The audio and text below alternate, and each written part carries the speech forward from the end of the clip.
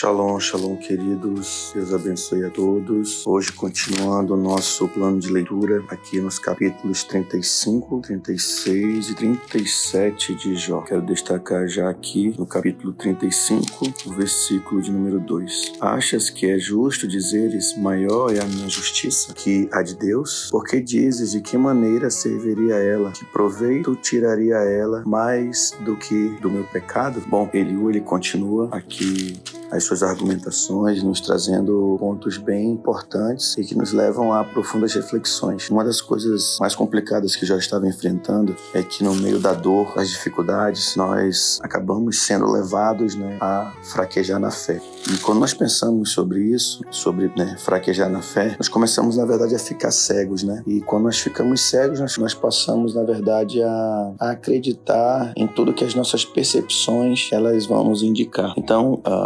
algum dos motivos de Deus não ouvir de imediato, às vezes, os aflitos, porque eles perdem algo muito importante que Deus preza que todos tenhamos, que é a fé. No versículo 14, ainda do capítulo 35, diz assim: Jó, ainda que dizes que não o vês, a tua causa está diante dele, por isso espera nele. Mas agora, porque Deus, na sua ira, não está punindo nem fazendo muito caso das transgressões, abres a tua boca com palavras vãs, amontoando frases de ignorância. Então, naquele momento de muitas dificuldades que Jó estava passando, e a gente, ele acabou fraquejando na fé e dando a entender que Deus estava sendo injusto. Nós vamos perceber que praticamente até esses capítulos, Jó ainda batia na tecla, na verdade, ainda é próximo desses capítulos, ou capítulos antes, um pouquinho antes, acho que lá no capítulo 32, 33 e 34, e alguns, até o capítulo 29 ali, mais ou menos, Jó ainda está naquela questão de dizer assim, poxa, mas por que eu estou passando por isso?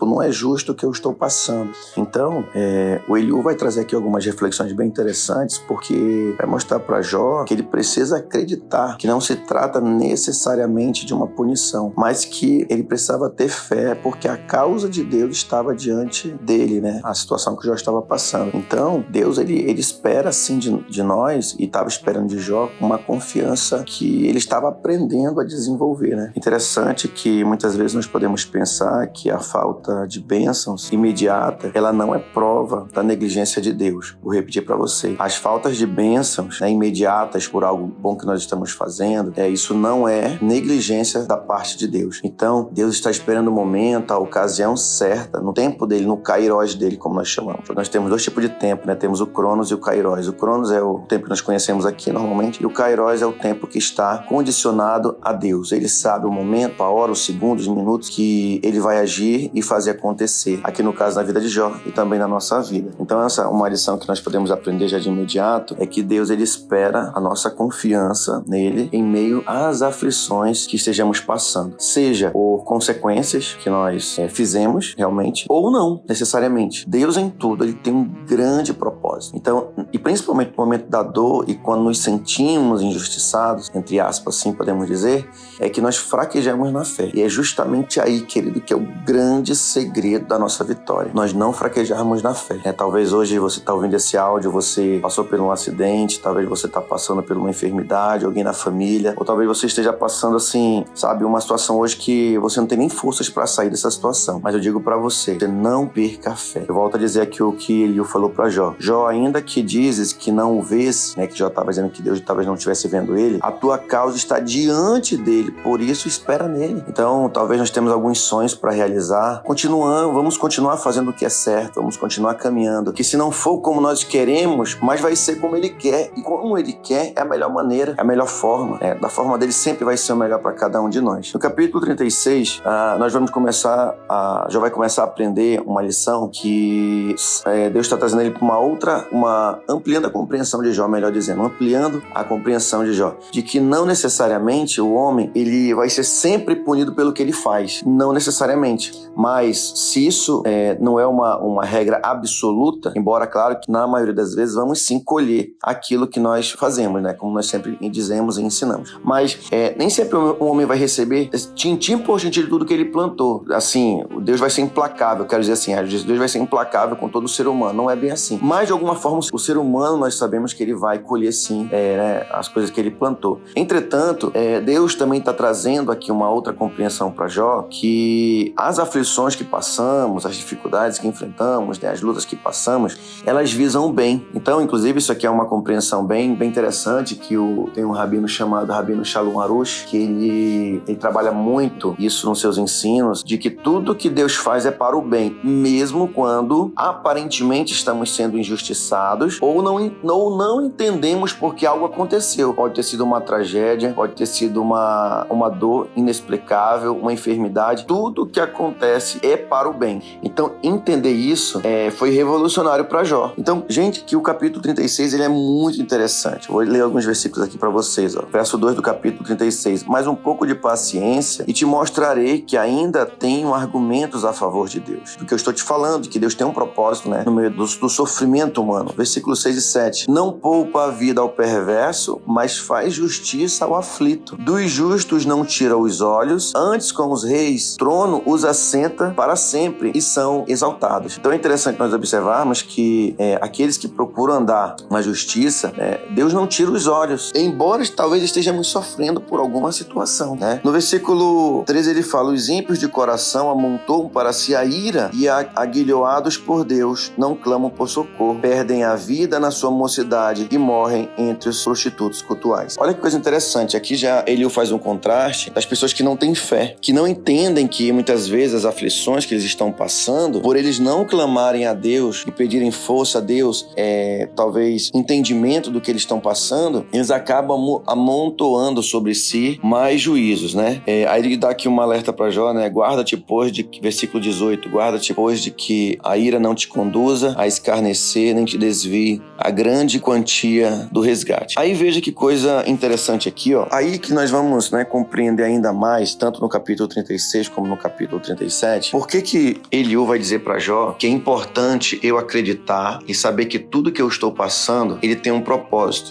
Talvez um sofrimento que eu esteja enfrentando, que mais especificamente realmente no sofrer do homem. Porque veja, Eliú ele começa a descrever aqui já no capítulo 36, no final do capítulo 36 por 37, ele fala o seguinte, ó: enche as mãos, versículo 32, né, do capítulo 36, já chegando no 37. Enche as mãos de relâmpago e os dardeja contra o adversário. O fragor da tempestade dá notícias a respeito dele que é zeloso na sua ira contra a injustiça. Verso 4 do capítulo 37. Depois deste ruge a sua voz, troveja com o estrondo da sua majestade, e já ele não retém o relâmpago quando lhe ouve a voz. Com a sua voz, troveja Deus maravilhosamente, faz grandes coisas que nós não compreendemos, olha só. Porque ele diz à neve: cai sobre a terra, a chuva ao aguaceiro, sede fortes. Assim torna ele inativas as mãos de todos os homens, para que conheçam as obras dele. E as alimalhas entram nos seus esconderijos e ficam nas suas cavernas. De suas recâmaras sai o pé de vento, e do vento norte o frio. Olha que argumento interessante que Eliú traz. Por que nós devemos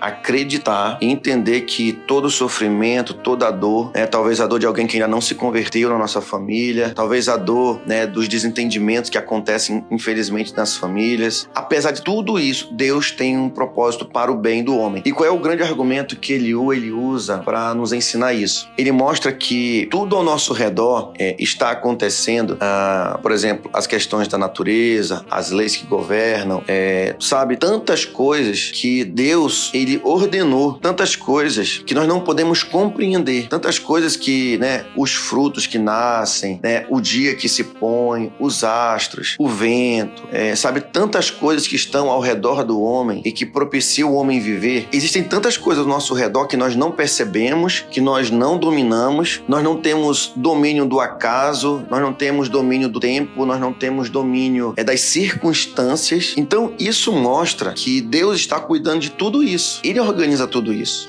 E aí ele fala assim: então se Deus está cuidando de tudo isso que nós não percebemos, muitas vezes, você acha que Deus não vai perceber aquilo que ele está mais interessado ainda, que é no homem? Então ele usa esse argumento para mostrar para Jó que Jó, você deve confiar, Jó, você deve permanecer. Talvez agora você não entende, mas Deus, a tua causa, Jó, está diante de Deus. E eu finalizo essa palavra dizendo para você que isso é um grande argumento, sabe, os mares, os rios, a natureza, os frutos, tudo que está ao nosso redor que nós não entendemos, nós não temos domínio, domínio, não temos domínio nem na nossa própria vida. Ninguém sabe nem o que vai nos acontecer. Mas nós precisamos acreditar que no nosso sofrimento, nas nossas dores, Deus está no controle de tudo. A nossa causa está diante dele e no nosso sofrimento, não que ele tenha prazer na dor do homem, mas o nosso sofrimento, tudo que estamos passando é para o bem. Tome posse disso, amém? Para que talvez um susto que você passou, talvez como nós falamos, talvez você está aflito por uma situação, vamos confiar, vamos acreditar. Deus está trabalhando ao nosso favor. Deus está atento a tudo que nós estamos passando. Então, tudo que nós, como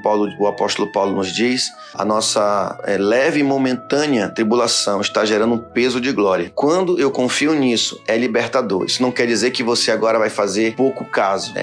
Beleza, estou passando isso, beleza, tipo assim, você não vai se importar. Não é isso. É você ter uma fé no seu íntimo de que tudo que você está passando, Deus está trabalhando para resolver essa situação e enquanto durar essa situação, nós vamos confiar que em tudo Deus tem um propósito e tudo é para o bem do homem. Amém, queridos? Que Deus te abençoe. Deus vos abençoe em nome de Jesus Cristo.